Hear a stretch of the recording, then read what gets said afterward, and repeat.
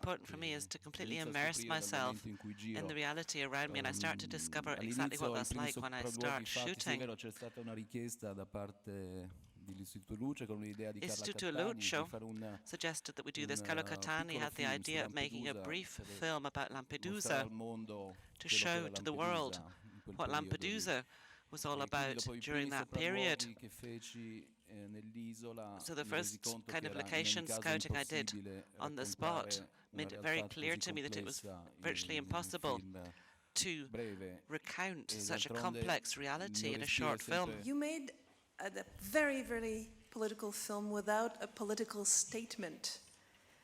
And it seems to me that without a political statement, then the situation is no longer aimed at any country, but it's the responsibility of all of us to deal with it. Is that the case? I think that the film can indeed be read politically. My films never have a direct political twist as such, but I think that this film can be said to be political. What it really is that it bears witness to a tragedy that's happening right in front of our eyes.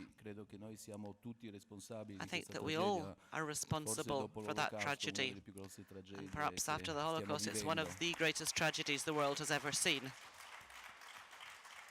Well, yes, I've seen so very, very much since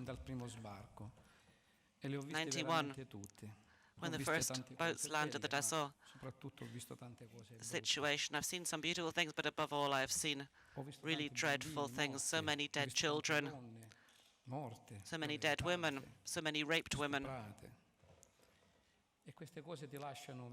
And these things really leave you with a great big empty hole in your stomach, with a dreadful feeling. And it's really awful to look at this, and often these are really nightmares that haunt me very often. I've been interviewed by almost all TV channels around the world.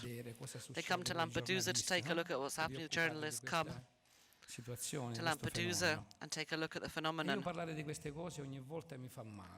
And every time I have to talk about this, I feel dreadful, but I don't want to talk about it, but I do accept at the end of the day, because I hope,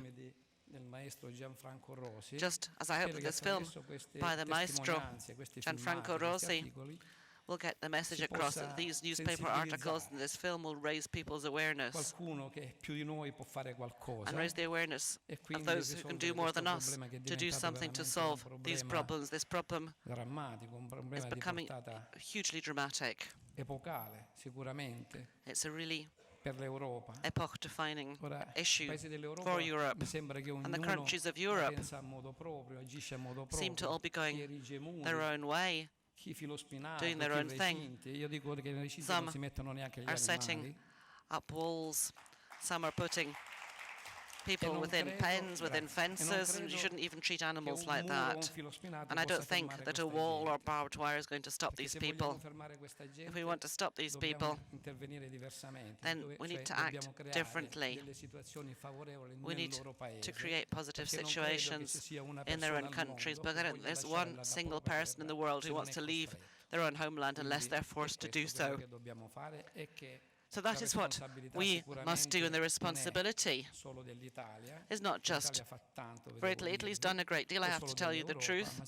It's not even just Europe's responsibility, it's the responsibility of the great powers, those who are pulling the strings at the global level. Filming for me, it's, I like to film, and I like to be in the back of the camera, because it's for me a way of discovering what's going to happen. I never think too much where to put the camera. So the condition of the light for me is essential to start filming. In fact, my perfect light is in the winter, cloudy. It looks always like very cloudy. Some people tell me that the Lampedusa looks like Ireland in the film. But that's the kind of weather that I feel congenial. I'm also photophobic myself. I don't like too much light. So for me, I feel my perfect moment of filming is cloud and very little light. So this for me is a fundamental companion of my work. I think this time also I had the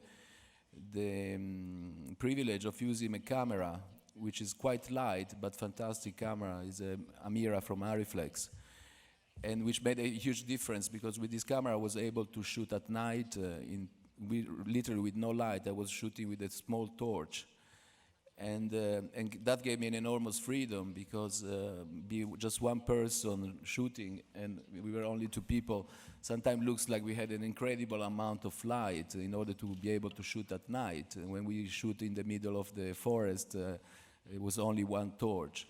So I think that the technology helped me a lot also on this film because be able to work with a small camera, tiny camera by myself was an incredible tool.